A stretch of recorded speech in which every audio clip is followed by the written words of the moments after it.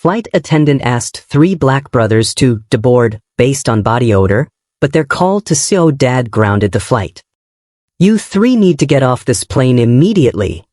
The flight attendant's voice boomed through the economy cabin of American Airlines Flight 1523, her finger jabbing toward 3 impeccably dressed black boys sitting quietly in row 18. "I'm receiving multiple complaints about body odor, and I will not subject other passengers to this. You're deplaning. Now." 13-year-old Marcus Johnson felt his stomach drop like he'd hit turbulence at 30,000 feet.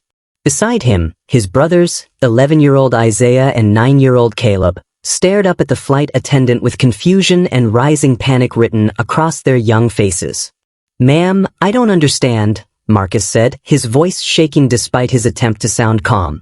"We just showered this morning. We're wearing cologne.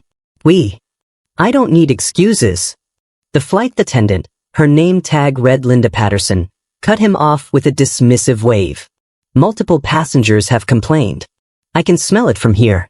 This is a health and safety issue, and you're being removed from this aircraft." Marcus looked down at his outfit, a crisp button-down shirt his mother had ironed that morning, dress pants that still had the crease lines, the expensive Dior Sauvage cologne their uncle had given them specifically for the wedding. His brothers were dressed identically, all 3 of them looking like they'd stepped out of a Sunday church service. They'd spent an hour getting ready that morning in their Detroit home, their mother fussing over every detail. "You're representing our family at Uncle James's wedding in Miami," she'd said, adjusting Marcus's collar for the 3rd time. "I want you boys looking sharp. And smell good too. Use that cologne Uncle James sent." They'd followed every instruction. Showered. Deodorant. Cologne. Clean clothes. Their mother had even made them brush their teeth twice and pack extra travel-size hygiene products in their carry-ons. And now this white flight attendant was accusing them of having body odor in front of a plane full of staring passengers. "Please, ma'am," Isaiah said, his 11-year-old voice cracking with emotion. "We're going to our uncle's wedding. We can't miss it. We don't smell bad. We promise. Don't argue with me." Linda's face flushed red. "I have 30 years of experience, and I know a hygiene problem when I encounter one. Security is already being called. You can either walk off with dignity, or you can be escorted off. Your choice." Around them, passengers shifted in their seats. Some looked uncomfortable, their eyes darting away when the boys tried to make eye contact. Others nodded in agreement with Linda, their faces showing disgust as if they too could smell something offensive, even though there was nothing to smell except the lingering scent of expensive cologne and the recycled airplane air. A few passengers pulled out their phones, already recording, sensing that what they were witnessing was wrong, even if they weren't brave enough to speak up yet. 9-year-old Caleb started crying, his small shoulders shaking. "Marcus, what did we do wrong? Why is she being mean to us?"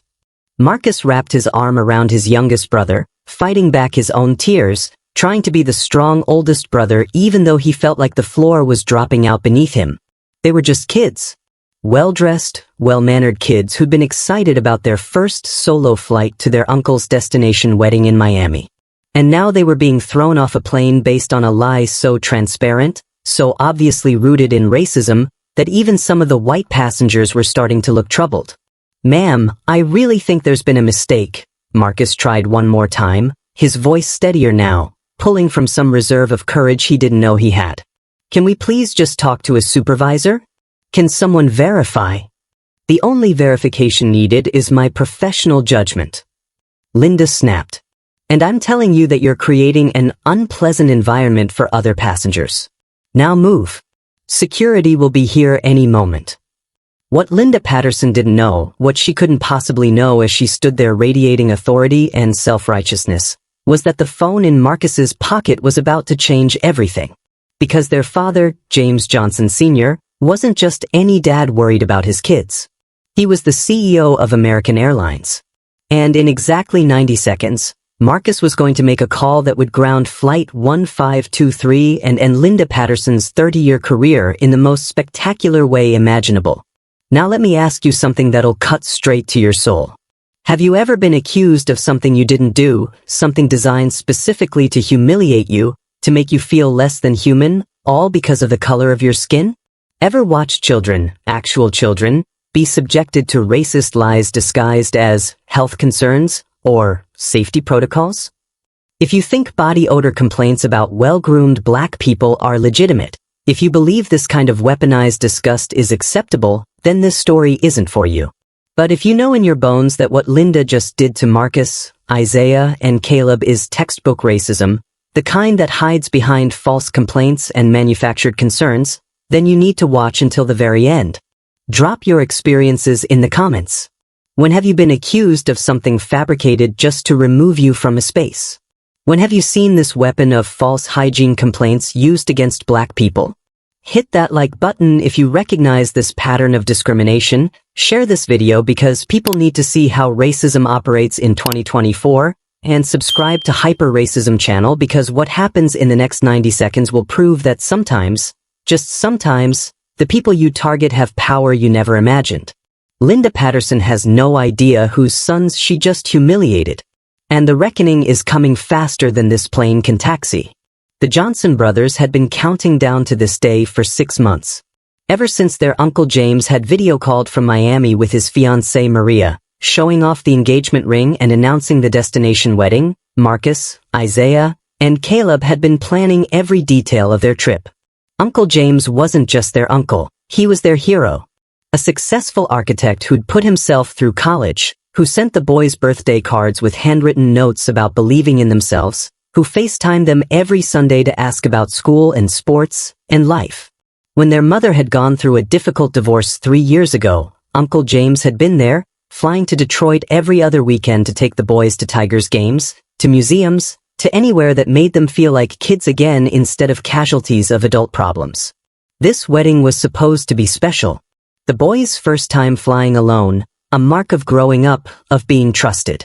Their mother, Dr. Sophia Johnson, a pediatrician at Children's Hospital of Michigan, had spent weeks preparing them, going over airport procedures, teaching them how to navigate terminals, making sure they knew emergency contacts by heart. "You're representing our family," she told them that morning as she dropped them off at Detroit Metropolitan Airport. "Uncle James is so proud that you boys are mature enough to make this trip alone. Show him he's right to trust you." They'd promised. Had hugged her tight. Had walked into that airport feeling grown up and responsible and excited. Their father, James Johnson Sr., had wanted to fly down with them, but critical board meetings at American Airlines headquarters in Fort Worth, Texas, had made that impossible. He was already in Miami, having flown in 2 days early to help Uncle James with last-minute wedding preparations. "I'll meet you boys at the airport in Miami," he told them on FaceTime the night before. Flight 1523, landing at 2:47 p.m. "I'll be right there at baggage claim. Can't wait to see you in your fancy wedding clothes." The boys had shown him their outfits on video chat, the matching button-downs, the dress pants, the shoes they'd spent their allowance money on because they wanted to look perfect. Their father had gotten emotional, his voice thick with pride. "My handsome sons. Uncle James is going to lose it when he sees you all dressed up." Now those same outfits felt like targets on their backs. The economy cabin of the Boeing 737 was packed. Spring break travel season meant every seat was filled. Families heading to Florida beaches. College kids are going to Miami for parties. Business travelers squeezed into middle seats, typing on laptops balanced on tray tables. The air smelled like recycled cabin air, someone's fast food from the terminal, and the faint chemical scent of airplane cleaning products. Marcus, Isaiah, and Caleb sat in seats 18D, 18E, and 18F, a row their father had specifically selected so they'd be together. Marcus had the aisle seat, keeping watch over his younger brothers the way their parents had taught him. Isaiah sat in the middle, his nose already in a book about space exploration. Caleb had the window, his face pressed against the glass, watching the ground crew load luggage. They'd boarded without incident, had stowed their small carry-ons in the overhead bin, packed by their mother with snacks, activities, and those travel-size hygiene products she'd insisted they bring. Had buckled their seatbelts. Had pulled out the in-flight magazine to look at the destination guides for Miami. They were just 3 well-mannered black boys, excited about a family wedding, completely unaware that their skin color had already marked them as problems in Linda Patterson's mind. Linda had been a flight attendant for 30 years, starting back when the job still required a certain look, a certain demographic, a certain unspoken understanding of who belonged in the friendly skies. She'd watched the industry change over the decades, more diverse crews, more diverse passengers, policies about discrimination and inclusion that she privately rolled her eyes at during mandatory training sessions. She developed a repertoire of excuses over the years. Concerns about safety, questions about suspicious behavior, and her personal favorite, complaints about hygiene or odor. It was the perfect weapon because it was subjective, impossible to definitively disprove, and played into stereotypes that even well-meaning people sometimes believed. She'd used it before, twice in the last 5 years, both times targeting black passengers who she felt didn't belong in certain sections or were causing disruption by simply existing. Both times, the passengers had been removed. Both times, they'd filed complaints that went nowhere. Both times, Linda had received a warning letter that went into her file and was promptly forgotten. The system had protected her. HR had protected her. Her seniority and union membership had protected her. She'd even joked about it in crew lounges, calling it her secret weapon for dealing with difficult passengers, a word she used when she meant black passengers who didn't show the deference she expected. What Linda didn't know was that the 3 boys she just targeted weren't random passengers. They were the sons of James Johnson Sr., the man who'd been CEO of American Airlines for 4 years, who'd risen through the ranks over 23 years specifically because of his commitment to equity and passenger dignity. The same CEO who'd implemented zero-tolerance discrimination policies that Linda had mocked during training sessions. The same CEO who'd established anonymous reporting systems for passengers to flag discriminatory treatment. The same CEO who'd personally reviewed every discrimination complaint filed in the last year, furious at patterns he'd found buried in HR files. And in about 45 seconds, Marcus Johnson was going to pull out his phone, scroll to the contact labeled Dad, and make a call that would expose Linda Patterson's 30-year pattern of protected racism.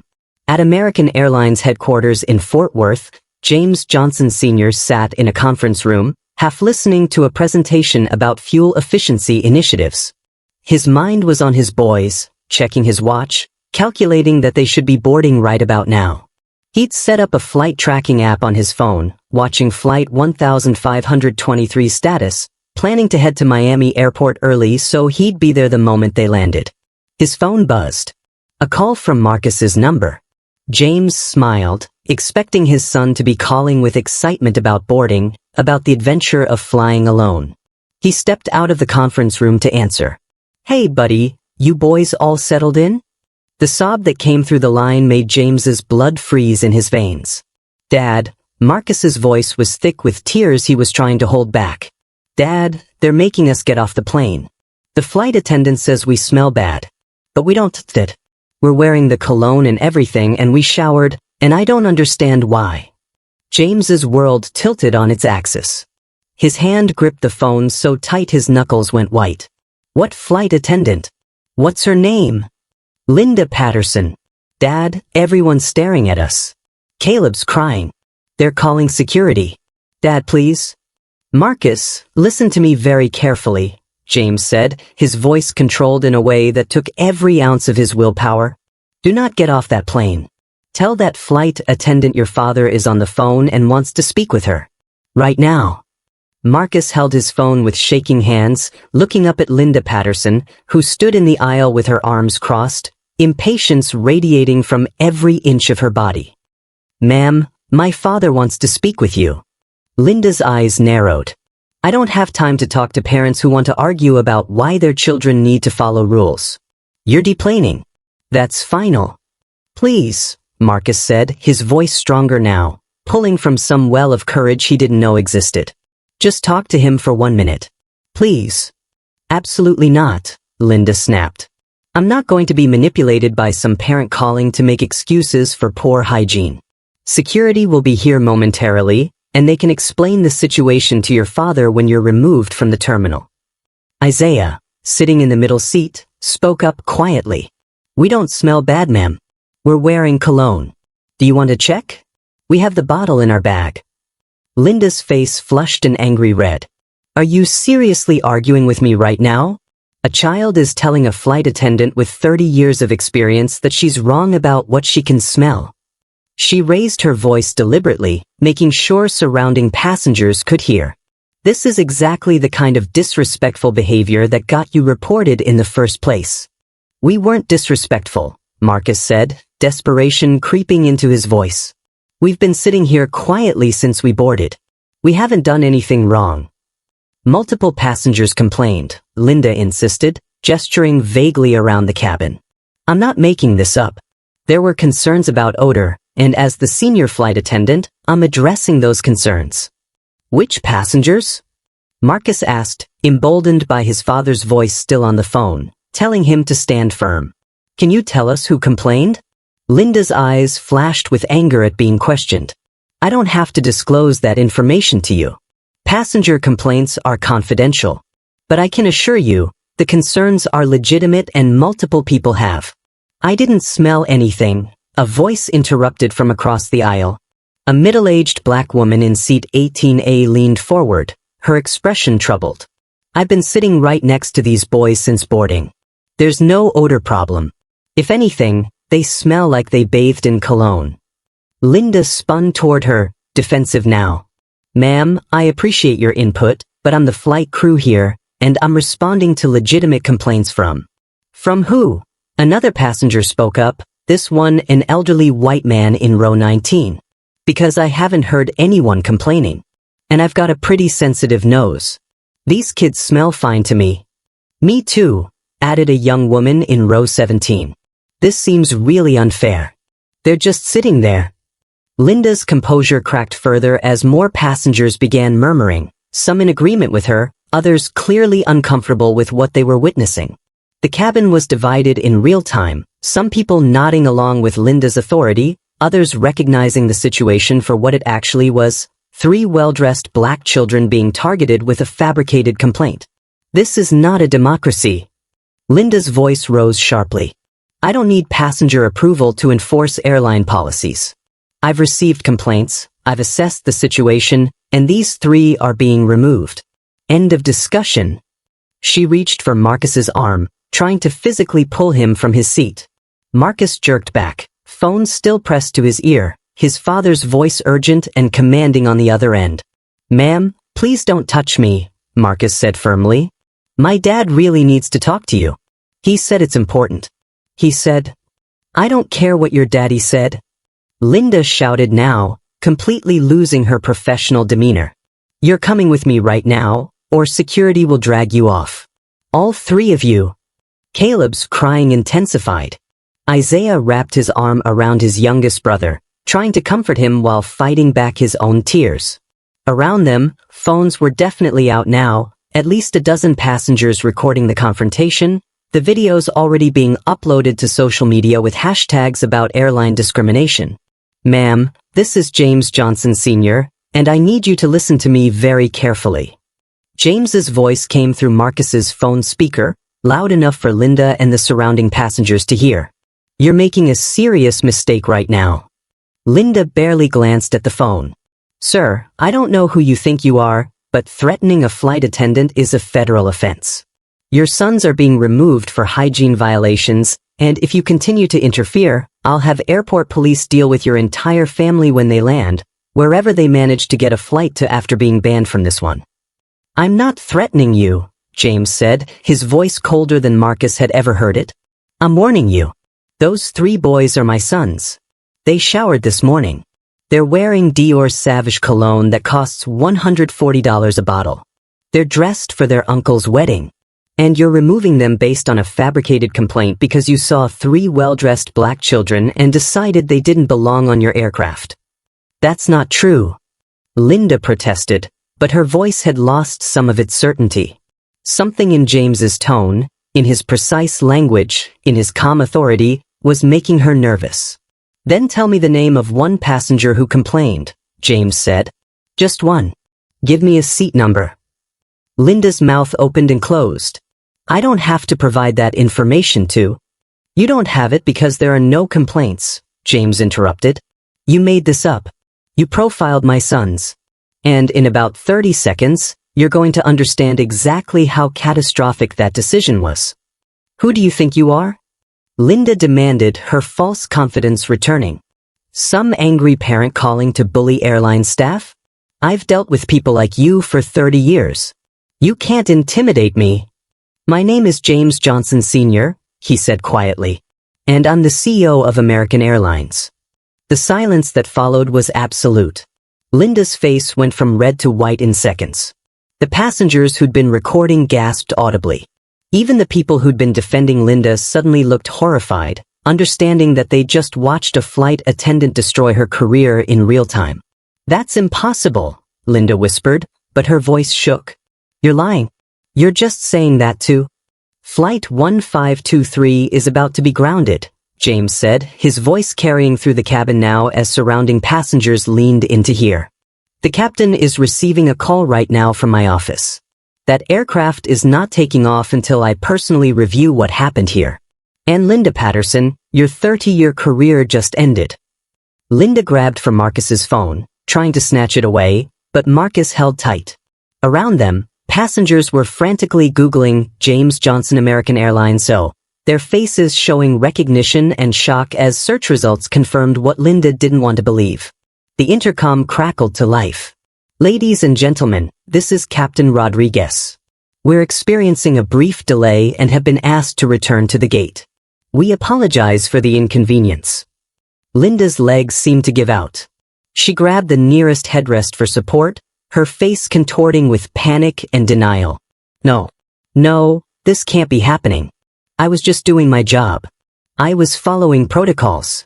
You were following your racism, the black woman in 18A said coldly. And you just did it to the CEO's children.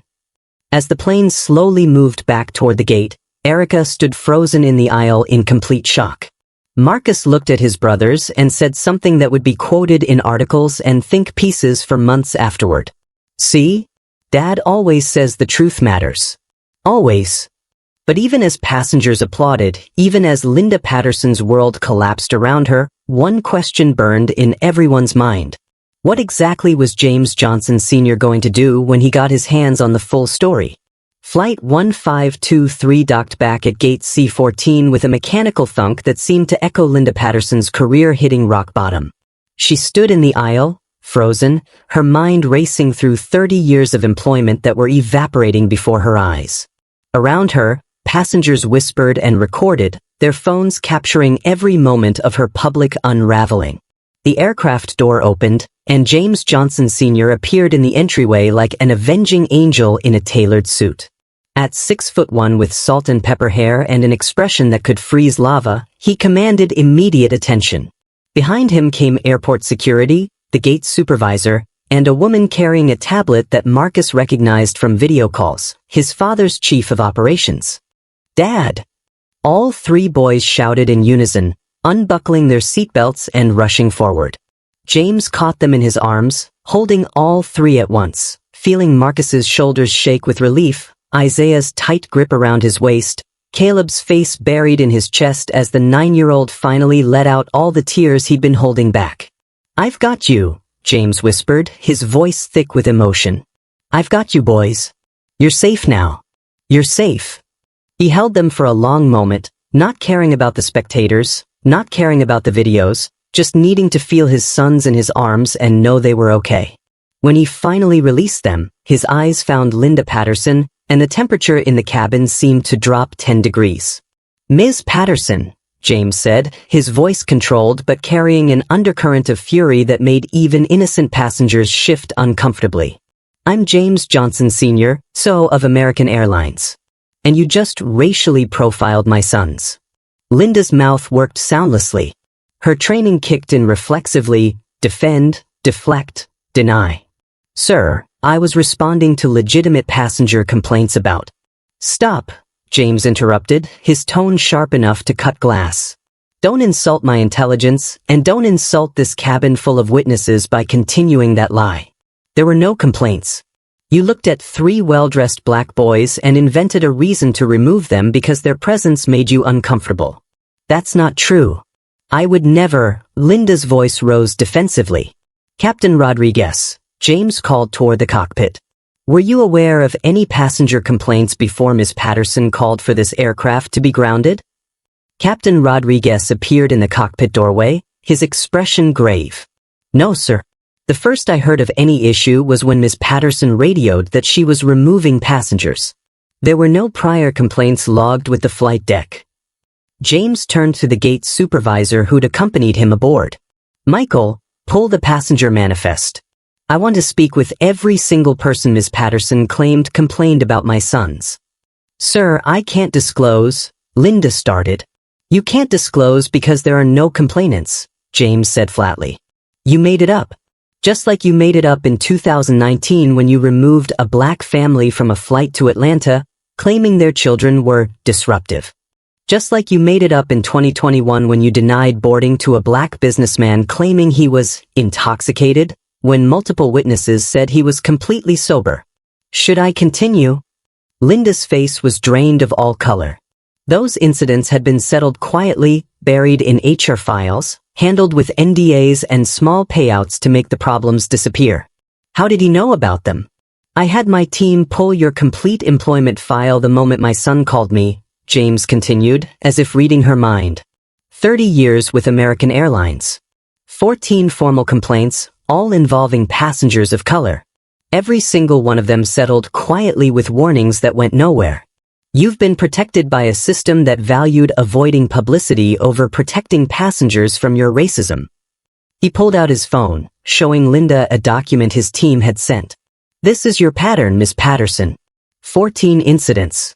14 times, you used your authority to humiliate and remove black passengers. And today, you made the catastrophic mistake of targeting my children. The cabin was silent except for the sound of Linda's ragged breathing. Passengers who'd initially supported her now looked away, embarrassed to have been complicit. Those who'd defended the boys looked vindicated but heartbroken that children had to experience this. Mr. Johnson, please. Linda's voice cracked, desperation replacing defensiveness. I need this job. I'm 3 years from retirement. My pension. Should have thought of that before you decided to terrorize 3 children, James said coldly. Ms. Patterson, you're terminated effective immediately. Security will escort you from the premises. Your credentials will be revoked. And I'm personally ensuring that you never work in aviation again. You can't do this. Linda's panic transformed into rage. I have union protection. I have rights. You're only doing this because they're your sons. If they were just random black kids, you wouldn't care. The accusation hung in the air like poison gas. James's jaw tightened, and when he spoke, his voice was quiet but devastatingly clear. You're absolutely right about one thing, Miss Patterson. My sons having a CO father gave them protection that most passengers don't have. Most black passengers you've targeted over 30 years couldn't call someone powerful enough to ground a plane. They filed complaints that went nowhere. They accepted humiliation because fighting back felt futile. And that's precisely why I'm not just firing you. I'm dismantling the entire system that protected you. He turned to his chief of operations. Rebecca, effective immediately, I want a comprehensive audit of every discrimination complaint filed against American Airlines staff in the last 10 years. Every case that was settled with an NDA. Every warning resulted in no real consequences.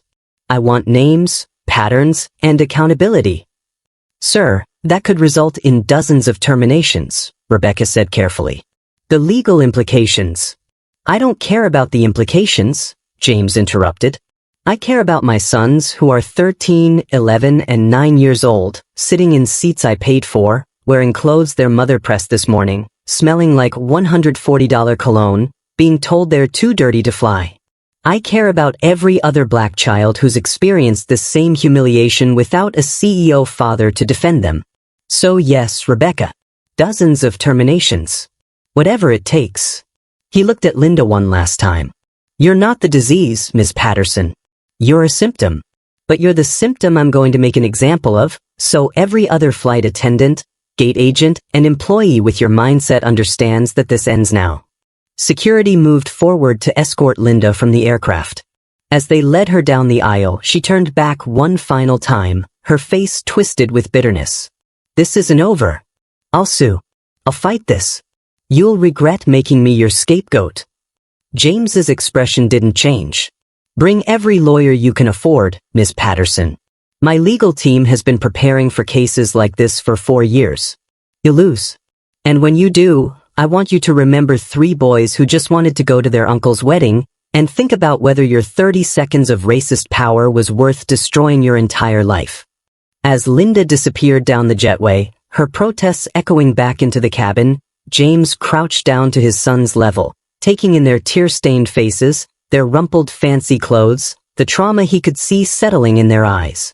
Boys, I am so sorry this happened to you, he said, his voice breaking. You did nothing wrong. Nothing. Do you understand me? Marcus nodded, but his voice was small when he spoke. Dad, why did she hate us?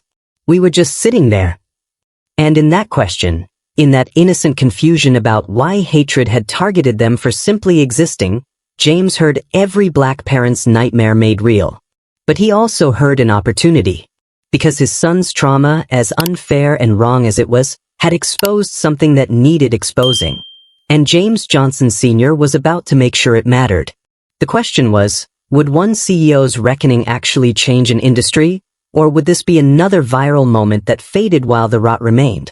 As security gripped Linda Patterson's arms to lead her off the aircraft, she suddenly wrenched herself free with surprising force, spinning back toward James and his sons. Her face had transformed from panic to something uglier, rage mixed with desperation, the look of someone who'd lost everything and had nothing left to lose. This is discrimination. Linda's voice rose to a shriek that made passengers flinch. You're firing me because I'm white. Because I dared to enforce standards. This is reverse racism, and I'm not going to stand for it. The cabin went deathly silent. Even passengers who'd been sympathetic to Linda moments ago looked shocked at her audacity. James's expression didn't change, but his sons felt his hand tighten protectively on Marcus's shoulder. Ms. Patterson, you're being terminated because you fabricated complaints to racially profile 3 children. Your race has nothing to do with it. Your actions do. My actions? Linda laughed, high and hysterical. I've been protecting this airline for 30 years. Maintaining standards. Making sure passengers feel comfortable. And now you're destroying my career because your precious sons got their feelings hurt. They're children, the black woman from 18A spoke up, her voice shaking with anger. You tried to humiliate children based on lies. How dare you play victim? I don't need lectures from you. Linda spun toward her, all pretense of professionalism gone. You people always stick together. Always crying racism when you're asked to follow simple rules. Gasps rippled through the cabin. Even Linda's few remaining defenders looked appalled now. She dropped the mask completely, revealing the ugly prejudice she'd been hiding behind professionalism for 3 decades. You people, James repeated quietly, letting the phrase hang in the air. Thank you for making this crystal clear, Ms. Patterson. Please, continue. Tell this cabin full of witnesses exactly what you mean by you people. Linda's face went from red to purple, realizing she'd just handed James irrefutable evidence. But she'd already crossed the point of rational thought, her 30-year career crumbling around her, passengers recording every word, her hatred finally exposed after years of careful concealment. I mean, people who play the race card instead of taking responsibility. Linda shouted. People who expect special treatment. People who turn every correction into discrimination. Your sons smell, I don't care if you're the CEO, they smell, and I won't apologize for protecting my passengers from. From what? James took a step forward, and his controlled fury made Linda instinctively back up.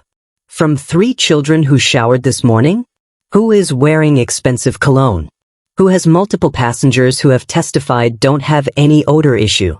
What exactly are you protecting people from, Ms. Patterson? Black children existing in first class? Black children dressed better than most adults on this plane? Or is it just black bodies in spaces you think belong exclusively to white people? Linda's mouth worked, but whatever racist thought was trying to form, Some last shred of self-preservation stopped her from voicing it. "Officers, remove her now," James said to security, before she says something else that turns a termination into a hate crime investigation. But as security moved forward again, Linda pulled out her phone, her fingers flying across the screen with manic energy. "I'm posting this. Everyone's going to see how American Airlines treats loyal employees. How you destroy careers to protect your spoiled." James plucked the phone from her hands so fast that Linda didn't see it coming. "You're on American Airlines property, on an American Airlines aircraft, and you've just been terminated. You have no authorization to record or post anything. This will be returned after you surrender your credentials." "That's theft," Linda screamed, lunging for the phone. Security caught her, holding her back as she thrashed against their grip. "I'm calling my lawyer. I'm suing you. I'm suing American Airlines. You'll regret this. All of you will regret this." James handed the phone to his chief of operations. "Rebecca, please secure this as evidence. I want screenshots of anything Ms. Patterson posted before we confiscated it." As security finally managed to lead a still screaming Linda Patterson down the jetway, her voice echoing threats and accusations until the aircraft door closed behind her, the cabin remained in shocked silence. Then Caleb, the 9-year-old who'd been crying throughout the entire ordeal, looked up at his father with eyes that seemed far too old for his age and asked a question that broke every heart within earshot. "Daddy, are we bad people? Did we do something to make her so mad at us?" And in that moment, every passenger who'd stayed silent, who'd recorded but not intervened, who'd let 3 children be terrorized because speaking up felt uncomfortable, they all felt the weight of complicity settle on their shoulders. Have you ever watched someone's hatred burn so hot that it consumed their last shred of dignity? Seen a person destroy themselves in real time because accountability felt like persecution? Linda Patterson could have left quietly, taken her termination with some grace. Instead, she proved exactly why she deserved to be fired. But here's the question nobody wants to answer. How many Linda Pattersons are still out there, still working, still discriminating, just smart enough not to get caught? James Johnson Sr. knelt in the aircraft aisle, putting himself at eye level with his youngest son. He cupped Caleb's tear-stained face in his hands, and when he spoke, his voice carried through the silent cabin, reaching every passenger who'd witnessed the last 30 minutes of cruelty. "Caleb, look at me, son. You are not bad people. You didn't do anything wrong. Not one thing." James's voice broke slightly, but he pushed through. "That woman's anger had nothing to do with you. It was about her hatred, her prejudice, her decision to see your beautiful brown skin as something to fear instead of something to celebrate." "But she said we smell," Isaiah added quietly, his 11-year-old voice small and wounded. "She said multiple people complained." "She lied," James said firmly. "She lied because she's been getting away with lying for 30 years. She lied because she thought 3 black boys traveling alone would be easy targets. She lied because racism has taught her that she could." He stood up, addressing not just his sons but the entire cabin. "But she was wrong. And every other Linda Patterson out there needs to understand, you target our children, you face consequences." The woman from 18A stood up, tears streaming down her face. "Mr. Johnson, I need to say something. To your boys." She looked at Marcus, Isaiah, and Caleb. "I'm sorry. I spoke up when that woman denied you beverage service, but I should have spoken up the moment she approached you. I should have called her out immediately. I was scared of making a scene, of being labeled a troublemaker, her voice cracked, of all the wrong things. And because I hesitated, you boys suffered longer than you should have. I'm so sorry." Other passengers began standing, adding their voices. "I recorded it, but I didn't intervene," a young white man admitted. "I told myself I was documenting evidence, but really I was just being a coward. I thought about saying something," an older white woman said, shame coloring her words. "But I talked myself out of it. Told myself the flight attendant must know something I don't. I'm ashamed." One by one, passengers who'd witnessed the discrimination confessed their silence, their complicity, their failure to protect 3 children who'd needed advocates. It was cathartic and painful, A mass acknowledgement that bearing witness wasn't the same as intervening. James listened to each confession, his jaw tight. When the passengers finished, he spoke with deliberate precision. I appreciate your honesty. And I want you all to remember this feeling, this shame, this regret, the next time you see injustice. Because there will be a next time. Racism doesn't disappear because one flight attendant got fired. It adapts. It hides behind policies and protocols and just following orders. And it counts on good people staying silent. He turned to his sons, who were watching him with expressions that mixed relief with a new, harder understanding of the world. Boys, we're not flying on this plane today. I've arranged for a private jet to take us to Miami. You've been through enough. But, Dad, Marcus said, surprising everyone, if we don't fly on this plane, doesn't that mean she won? That she succeeded in removing us? James paused, struck by his 13-year-old's wisdom. What do you want to do, son? Marcus looked at his brothers. That silent communication passed between them, the kind that siblings develop over years of shared experience. Isaiah and Caleb nodded. We want to fly on this plane, Marcus said firmly. To Uncle James's wedding. Like we were always supposed to. We're not letting her racism chase us away. Pride and heartbreak warred on James's face. You boys are braver than I was at your age. We learned from you, Dad, Isaiah said simply. Captain Rodriguez emerged from the cockpit, his expression troubled. Mr. Johnson, if your sons are comfortable continuing, we're ready to proceed. But I want to personally apologize for what happened on my aircraft. I should have been more aware. Captain, you responded the moment you were informed, James interrupted. The failure was systematic, not individual. Though I will be implementing new protocols for cockpit awareness of cabin incidents. As James and his sons settled back into their seats, the entire row now, as surrounding passengers had voluntarily moved to give them space and privacy, the gate agent appeared at the aircraft door. Mr. Johnson, I have Linda Patterson's supervisor here. He's requesting to speak with you. A nervous-looking man in his 50s entered the cabin, his face pale and sweating despite the air conditioning. Sir, I'm Gerald Morrison, Ms. Patterson's direct supervisor.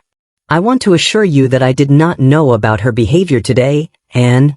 Gerald Morrison, James interrupted, pulling up a file on his phone. You've been Linda Patterson's supervisor for 8 years. During that time, she received 14 formal complaints, all involving racial discrimination. You personally signed off on 9 of those complaints being closed with warnings, but no substantive discipline. So please, explain to me how you had no knowledge of her behavior. Gerald's face went from pale to gray. Sir, I followed HR guidelines. I documented the incidents, issued warnings. You protected a racist employee because terminating her felt harder than writing warning letters that went nowhere, James said flatly. Gerald, you're suspended pending investigation. And if that investigation reveals you knowingly protected Ms. Patterson's discrimination, and I suspect it will, you'll be terminated alongside her. Gerald opened his mouth to protest, then closed it, understanding that anything he said would only make things worse. He nodded once and left the aircraft, his own career now hanging by a thread. As Flight 1523 finally pushed back from the gate, 90 minutes late but finally moving, James wrapped his arms around his 3 sons. They sat together in row 18, the seats that had been ground zero for discrimination, reclaiming the space that Linda Patterson had tried to deny them. Dad, Caleb said quietly as the plane began to taxi, do you think this will stop other people from being mean to black kids? James wanted to say yes.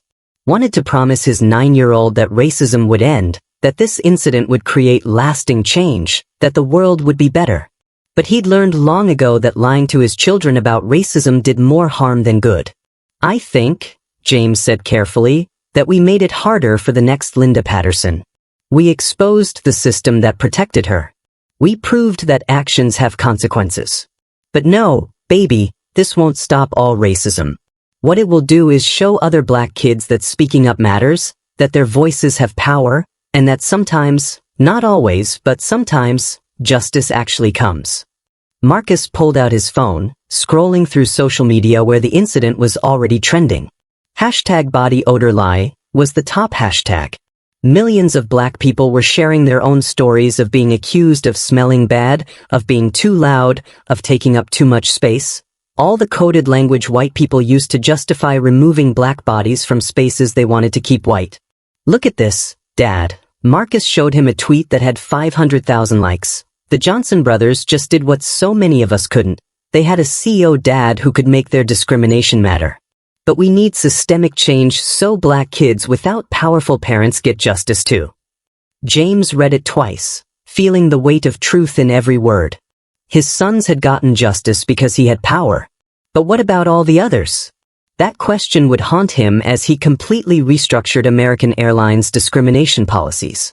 And it would drive every decision he made for the next decade of his career. Because Linda Patterson was gone, but the system that had created and protected her for 30 years needed to burn. And James Johnson Sr. was holding the match.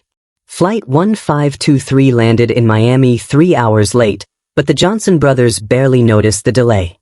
They'd spent the flight talking with their father about what had happened, processing the trauma, beginning to understand that they'd become part of something bigger than themselves. When they walked into baggage claim, Uncle James was waiting with a crowd of family members, all of whom'd been following the story online in real time. Uncle James swept all 3 boys into a massive hug, tears streaming down his face. "My brave nephews," he said, his voice thick with emotion. "I'm so proud of you boys. So proud." The wedding that weekend became more than a celebration of Uncle James and Maria's love. It became a family gathering around 3 traumatized children, showering them with affirmation and protection and love. But back in Detroit, Linda Patterson's life was imploding spectacularly. By the time Flight 1523 had landed, Linda's face was everywhere. The cabin videos had been viewed over 80 million times across all platforms. Her name trended #1 worldwide. News outlets dissected every moment of her meltdown. Think pieces about workplace racism and weaponized hygiene complaints flooded op-ed sections. Her termination from American Airlines was just the beginning. Within 48 hours, every major airline had quietly blacklisted her. Her union, after reviewing the evidence, declined to fight her termination. The NAACP announced they were exploring legal action on behalf of the Johnson family and Linda's previous victims. Most devastatingly, her own daughter posted an open letter that went viral. "My mother, Linda Patterson, is the woman you've seen in those videos. The one who tried to remove 3 innocent children from a plane based on lies. I'm writing to say, I'm not surprised. This is who she's always been. Growing up, I heard her make racist comments about our neighbors, our classmates, and anyone who didn't look like us. She taught me to fear black people, to see them as threats. I spent my 20s unlearning her hatred. And now, watching her face the consequences for the first time in her life, I feel relieved. Not for her pain, but because maybe she'll finally understand that her views aren't traditional values or common sense. They're racism. Plain and simple. To Marcus, Isaiah, and Caleb, I'm sorry. You deserved so much better." The letter had 15 million views in 24 hours. Linda's own child had become a symbol of generational change, of children rejecting their parents' bigotry. Meanwhile, James Johnson Sr. held a press conference that would reshape the airline industry. "What happened to my sons happens every day to black passengers," James told assembled reporters. Baseless complaints about odor, about behavior, about suspicious activity, all coded language for, "We don't want black people here." Linda Patterson isn't the disease. She's a symptom of a system that's allowed this to continue for decades. He announced the Johnson Brothers Protection Initiative, a comprehensive program including independent discrimination investigators on every flight, body cameras for flight attendants during confrontations, a publicly accessible database of discrimination complaints and their resolutions, and, most importantly, automatic termination for any employee with substantiated discrimination complaints. Within a week, United, Delta, and Southwest announced similar programs. The FAA opened an investigation into industry-wide discrimination practices. Congress scheduled hearings. What had started with 3 boys trying to visit their uncle's wedding had become a national reckoning. But the most powerful moment came 3 days after the incident, when Marcus, Isaiah, and Caleb appeared on Good Morning America. "What would you say to other kids who experience this?" the anchor asked gently. Marcus thought carefully before answering. "Tell someone with power. Your parents, your teachers, someone. Don't stay silent. Because what happened to us happens to black kids every day, and if we all stay quiet, nothing changes." "And what would you say to Linda Patterson?" the anchor asked. The three brothers looked at each other, and that silent communication passed between them. Then Caleb, the 9-year-old who'd cried the hardest, spoke with a clarity that stunned the audience. "I'd say that we forgive you for being mean to us. But we won't forget. And we're going to make sure you can't do this to anyone else ever again." The clip went viral, 20 million views in the first day. Caleb's words became a rallying cry. Forgive but don't forget. And make sure it can't happen again. Linda Patterson watched that interview from her sister's house, where she'd gone after her own apartment became surrounded by reporters. She saw 3 children she tried to dehumanize speak with more grace and maturity than she'd shown in 63 years of life. And for the first time, a crack appeared in her defensive armor.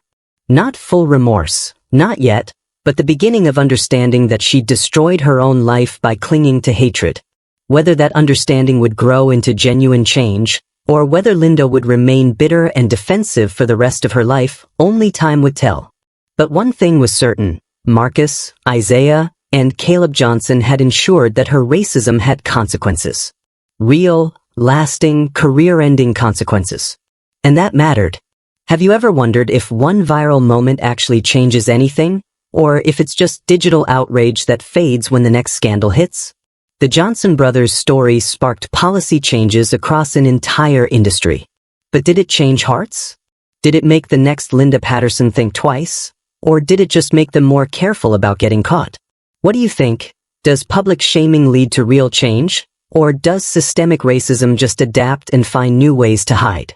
6 months after Flight 1523, Marcus, Isaiah, and Caleb Johnson sat in their father's study in their Detroit home, working on a school project about civil rights.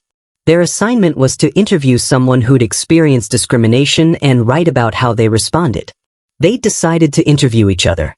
"How has it changed you?" Marcus asked his brothers, his phone recording their conversation.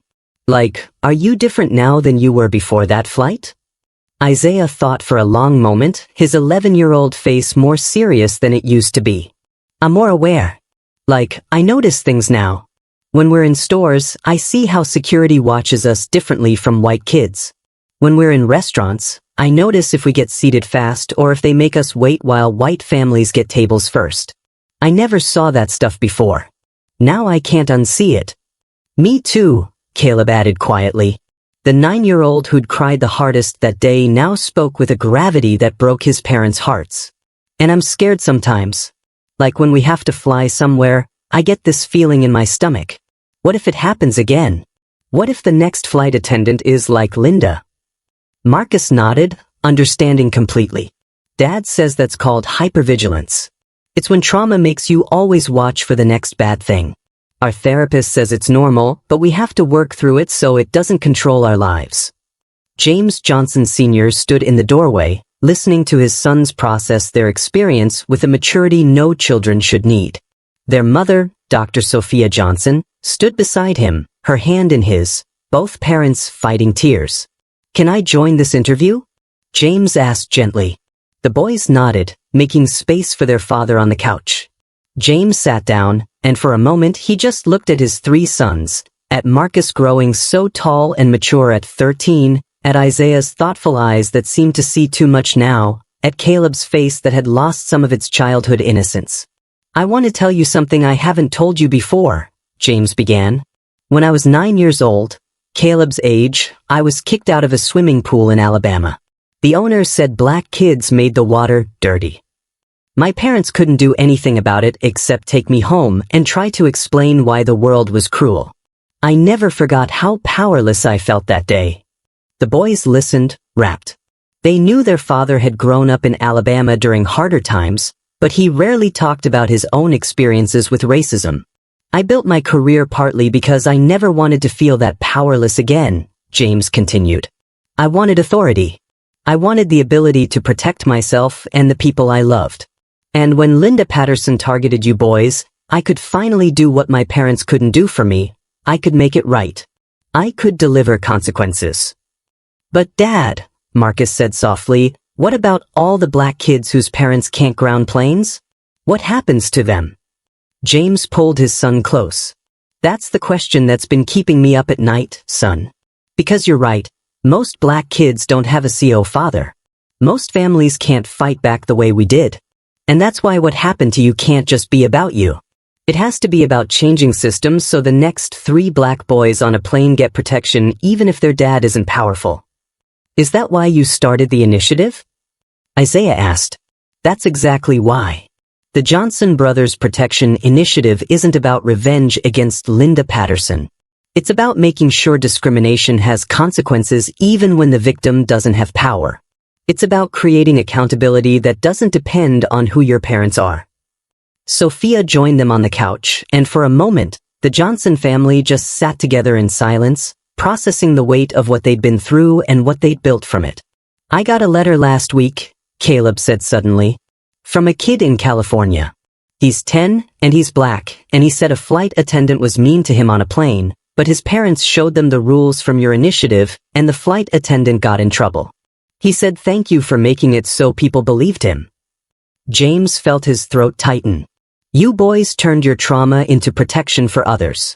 That's the definition of courage. It doesn't feel like courage, Marcus admitted. Sometimes it just feels heavy. Like we're carrying something we didn't ask for. That's because you are, Sophia said gently. You were made into symbols when you should have just been kids going to a wedding. That's not fair. But you're choosing what to do with that weight, and I'm so proud of how you're carrying it. The boys had indeed carried it in ways their parents couldn't have predicted.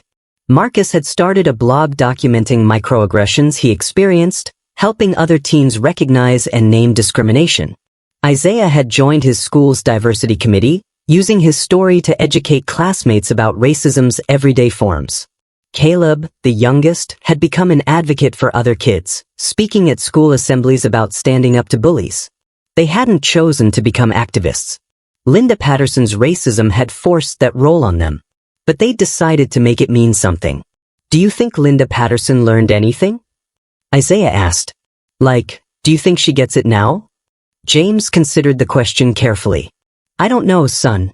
Some people change when they face consequences. Others just get bitter. Linda lost her career, her reputation, and her daughter's respect.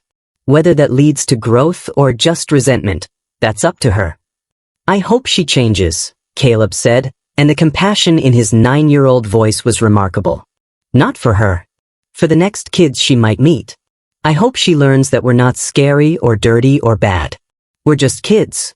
Sophia pulled Caleb into her lap, even though he was getting too big for it, and held him tight. Baby, the fact that you can hope for her growth after what she did to you, that's beautiful. But it's not your responsibility to fix her. Your only responsibility is to heal and grow and live your best life. And to make sure it doesn't happen to other kids, Marcus added firmly. That's our responsibility too. Because if we went through all this and nothing changes, then what was the point? James looked at his 13-year-old son and saw himself at that age, angry at injustice, determined to fight back, unwilling to accept that suffering had to be meaningless. You're right, James said. And that's why I'm grateful you boys are who you are. You could have let this make you bitter or scared or small. Instead, you're letting it make you stronger and more committed to justice. That's not just courage, that's leadership. The school project the boys eventually submitted was titled, When Racism Wears a Uniform, Our Story and What It Taught Us About Systemic Change. It won first place in their school's social studies fair and was later published in a national education journal as a teaching tool about contemporary racism. But more than any award or recognition, what mattered to Marcus, Isaiah, and Caleb was the stack of letters they received from other black children who'd experienced similar discrimination, children who'd been told they were too loud, too aggressive, too suspicious, too smelly, too something, all coded ways of saying, too black for this space.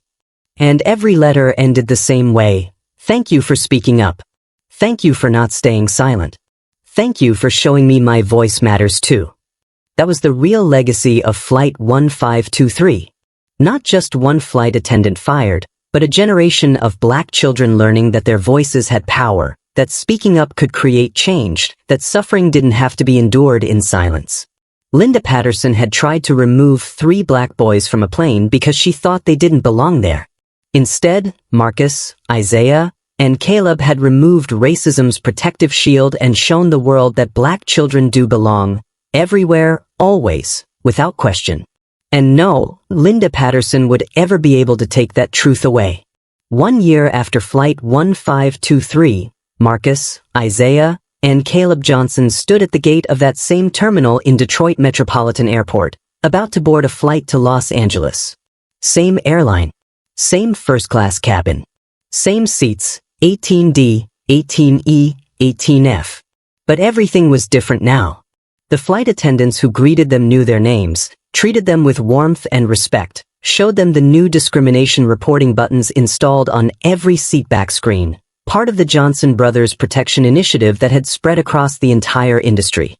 "We're honored to have you flying with us today," the senior flight attendant said, and her sincerity was unmistakable. "Your courage changed everything for us. Thank you." As the boys settled into their seats, Marcus looked at his brothers and saw something he hadn't seen in a year, pure excitement about flying, untainted by fear or hypervigilance.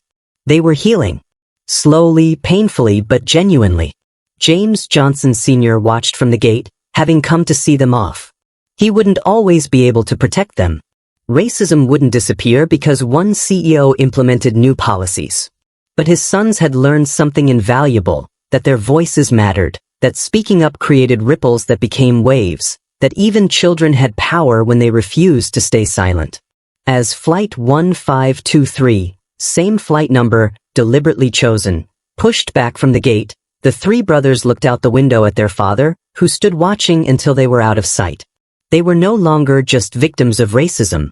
They were survivors, advocates, voices for change.